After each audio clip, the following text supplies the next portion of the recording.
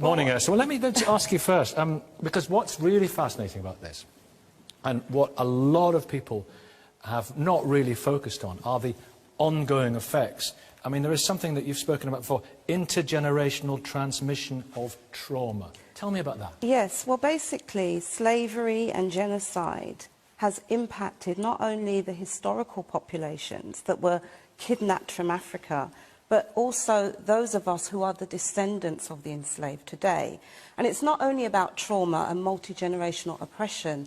The whole discussion around wealth, there has been unjust enrichment to Britain, and there's also been unjust impoverishment, which has been passed on throughout the generations. So part of the legacy is this huge inequality that we see today between the descendants of the enslavers and the descendants of the enslaved. And what about and psychological scars which have had societal effects, ongoing economic effects, to which you've already said? What are the psychological scars? Well, part of that intergeneration. Intergenerationally, it's not knowing who we are. It's a lack of connection, it's a lack of identity, a lack of nationhood, which is what makes us human beings, essentially. It's not being rooted, it's being considered minority populations when we come from global majorities. And it's about having second-class status and citizenship wherever we have been located as a result of this dispersal and depopulation that happened originally in Africa. And there is a phenomenon as well that you believe really does exist, which is post-traumatic slave syndrome. Yes, well, it's something that I've not coined, but many of our social theorists and psychologists and psychiatrists have been looking at some of the negative legacies that we have internalized, the internalization of racism, self-hate, anti-African sentiments and prejudice and discrimination, a loathing of ourselves, vacant esteem. Self-loathing. Self-loathing. Self-loathing in terms of not being proud of who we are, not being proud of our heritage, not being proud of our African ancestry, changing our looks to kind of emulate Caucasian beauty ideals. These are some of the real legacies today in terms of the psychology. We also have to look at the rates of mental health illness, and this has also been linked to that. All roots back to slavery. All roots back to that. Can I ask you as well, Fern, as you're there, I mean, you don't know each other, but it's wonderful you're both on the programme today, how it has affected, I mean, how has it affected you, Fern, slavery, you now, a woman in 2014? Well, it's very important what Esther's been saying about post-traumatic slave syndrome and the trauma that's caused down the ages. And it has affected me because I've needed people to help me to get to where I am today. And I think if they hadn't done that, I wouldn't be talking to you today. So you've been lucky in that? I've been very lucky in that I've been helped to be where I am today by people who are aware of the problems that Esther has raised. And as a successful academic, that's something you've had to battle against what happened back then. I've had to battle against racism in particular. But as a result of slavery. Absolutely. Yeah. Daniel Hannan, one of the things, of course, which is most egregious about this, many argue, is the fact that the slavers at the time of abolition, in 1838, I think, were paid enormous amounts of money, huge amount paid to the slave owners, equivalent of at least £16.5 billion today. So why shouldn't the people who are still suffering have reparations?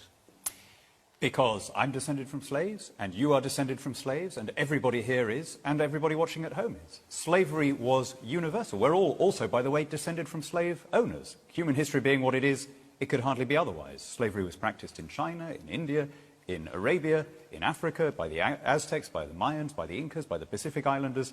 Muslims enslaved Christians, Christians enslaved Muslims. And therefore, if you're looking at paying reparations, anyone whom you choose to pay is statistically certain to be descended both from the owners and the owned. There were 3,000 black slave owners in the US on the eve of the Civil War. We are, if you like, all in this together. And it's therefore very difficult now to look at a population. I'm not talking about continuing slavery, which is a huge issue and where we could be doing a great deal. But if you're looking at past slavery, it's just a question of how far back you want to go, and we're all slaves.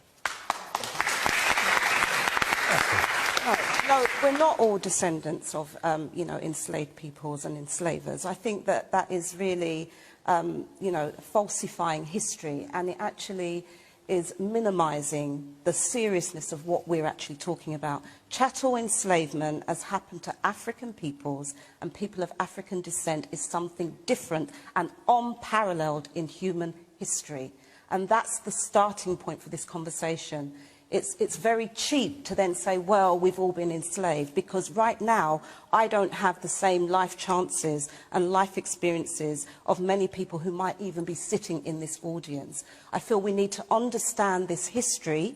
I'm not saying that we haven't all been impacted, but just to say, well, we've all been impacted the same is really not the starting point. Yeah, and Bernadette, and I'm sure if anyone wants to make a point... I'm going to play devil's advocate here, so get the tomatoes out and start throwing it now. Look, has it affected you? Okay, no, and this is it. I think we really have to be careful here. Has all that got to do with slavery, being in a mental institution? I am a champion, a volunteer. I'm a motivational speaker that visits prisons twice a week. Now, some of the lads in there, their crimes are not for because I was a slave 150 years ago. I think at some point, yes, of course we all know slavery was there. My God, bad things happen. Bad things happened to me once, but it's what I do. You don't walk around with it. You have to move on. We've got to rise above it now and start moving on and thinking, OK, what are we going to do in the next 150 years so that our children can see, this happened to my great-great-grandfather, but wow, look what they've done now. We've got to start rising above this and get away from you owe me this, you owe me that, and going back. Look, of course, every black person knows it's really difficult in certain areas. What about the people that have profited from it? You know, the families that are still enriched because of we this. know this. The tobacco millionaires, the so I live in Dorset. What am I going to do? Knock on all the manor houses in Dorset and say, right, give me a room for the night, mate. You know, hello, where does it end? You know. Yes, they know they are. Some of them are named and shamed, Nikki. They're all in Google. You can see who they are. They have been named and shamed. Almost an apology was made by Tony Blair. Yes, an apology. But the trouble is no British government is going to apologise because that would open the floodgates. Fern, come on. Audience, put your hands up, Fern. Almost an apology. Apology was not made by Tony Blair. He said he expressed regret. Yeah. Well, that's not an apology. But there's a reason why. We know.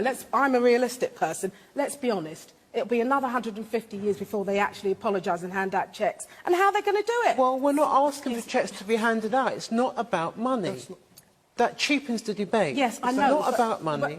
But if they apologise, you do realise the implications of if you apologise. The legal implications. Yeah, for legal implications. Then the compensation, when my great-great-great-father, he was... How are we going to do it, you see? How are we going to do it? That's not what CARICOM are asking for. CARICOM are asking for the first time ever, that the Western nations that were involved, such as the UK, France, Portugal and so on, sit around the table with 15 heads of government and talk about the issues that plague us now. And then what? And what the issues that plague us now, what has that got to do with slavery? Because, I mean, my dad was 85, God bless him, when he died last year. That never stopped him. He's a millionaire. He worked hard, 7 days a week. This is why we need education. It's very important. One of the things that CARICOM talk about is education. But what has that got to do with slavery 150 years ago? Education, my dad educated me. The 5 girls, we got educated. Not one of us touch would have gone wrong. I think all 5 of us has done well. The point I don't understand. The point to recognise here is that we're not talking about something that happened 150 years ago. We're talking about the current impact of slavery, colonialism and neo-colonialism, which brings us right here into the here and now. That's what we're talking about. In the order, OK. I know you want to come back on that. Hands up in the audience, please. Let's get some quick points. Yes, you've had your hand up for quite some time. Good morning. Sorry, in terms of discussing whether they, like African Caribbean countries, should get reparation, it's saying that we've all been enslaved before, then why can't you, one question to that is why can't you correct it and show that it's not right by doing that? Also, the money that does go back can go into development schemes, and it is absolutely insane to assume that slavery hasn't got an impact. It's also like saying, oh, I've made it, so why can't you? You could look at victims of domestic violence and say, OK, you've made it in life, why haven't you? The trauma on those children and those children, people could... Do you believe in an intergenerational transmission of trauma? Yeah, I do, what happened to your forefathers? Yeah. 100%. And also because it's if you're in an environment where there was self-hate, the problem is you brainwashed Caribbeans, Africans, etc., and told them, you know, you're slaves, you're slaves, you're slaves. You didn't unbrainwash them. You didn't take it out of them. It has to be us building ourselves in order to remove that mindset. And society also has to open its mind. But you need schemes, you need things in place. We need economic power as well. Okay, let's address that in a minute. Anyone else who wants to just make a quick point? Over here, there was someone. I'm sure there were some more hands up. But yeah, gentleman at the back, quick one. I think the economic legacy now, you're talking about Jamaica, which is spending more money repaying debt repayments than they are spending on education and health. Exactly. So how are the Caribbean countries going to move out from there when they expect to do that? Talking about the freedom for countries. And that cancellation of debt is one of the CARICOM demands, isn't it? That's one of the things they're arguing for. And that would have a massive impact, would it? It would do, but what we actually recognise, it goes beyond debt cancellation because the debts are illegitimate debts. It's debt repudiation. The people of the Caribbean didn't owe anything, and the reason why these debts were imposed on them is in itself a legacy of colonialism that must be corrected. Daniel Hannan. Well, I just wanted to come back to Esther's point that Britain was different. That, OK, we're all descended from slaves, the Greeks did it, the Romans did it, but the UK... The Muslim slave trade, of course, Muslim slave trade, 15 million people were enslaved. Yeah. Between 11 and 17 million Africans traded by Muslims. But let's just focus on what makes Britain different. What makes Britain different is that we extirpated this disgusting business. We were pouring energy, not into just the abolition in our own territory, but in wiping out the slave trade. Even when we were in a life-and-death struggle against Napoleon, we were diverting ships and men to stamp out the transatlantic trade, from which we derived no diplomatic gain, no profit, because it was the right thing to do. So if Britain is different, it's different in a very good way. It's not. Actually, we talk about abolition, but we don't talk about Britain's commencement into this whole process of enslavement. That's because we didn't commence it. 1562. That's because what we didn't happened commence it. in It had been between happening forever. 1562? All the wealth that was generated, that helped to make Britain great, so-called, the British Empire, all of this came from enslavement and colonialism and ill-gotten gains. And it links to this modern discussion around inequality and the huge gap between the nations, not only in terms of Britain and Europe, but also the rest of the world, and in particular, Africa and the Caribbean. There was existing slavery going on in Africa, which had been going on forever, as it had been going on in No, Europe, it was in the it was not the same. What made us no, different it is was that we not stopped the it. same. That is a falsification of history. What we had in Africa was systems of pawnship and forms of serfdom, So it was which very was similar. different. It was Very very different. different.